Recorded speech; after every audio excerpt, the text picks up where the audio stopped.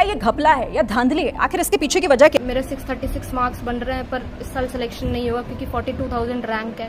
आज 640 नंबर पे रैंक बन रही है 40,000। पिछले साल क्या रैंक थी? 10,000। उसके पहले 7,000, उसके पहले 6,000। तो 6,000 से 7,000, 7,000 से 10,000 एक ही नंबर पे समझ में आता है, पर आप बोल रहे हो 10,000 से 40,000 आ जाएगा, ये समझ में नहीं आता। पहली बार पूरे नीट के इतिहास में ग्रेस नंबर दिया गया, और दिया गया तो छुपा के दिया गया।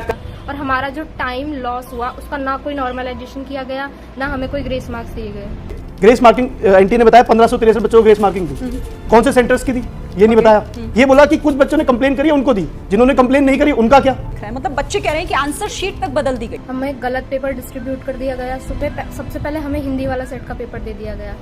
फिर हमने उनको बोला भी कि हिंदी वाले सेट का पेपर है, हम इंग्लिश मीडियम के स्टूडेंट्स हैं, तो उन्होंने मना कर दिया कि नहीं तुम्हें यही पेपर करना पड़ेगा। हमने 10-15 मिनट वेट भी किया, उस पेपर को सॉल्व भी किया, पर OMR नहीं भरी। पर उन्होंने जब बिल्कुल मना कर दिया कि तुम्हें दूसरा पेपर मिलेगा ही नहीं, फिर हमने OMR भरनी स्टार्ट करी।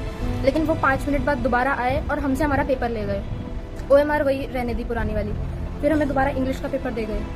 पुलिस ने कुछ बच्चों को बहुत मारा, मीडिया ने सब कुछ रिकॉर्ड किया।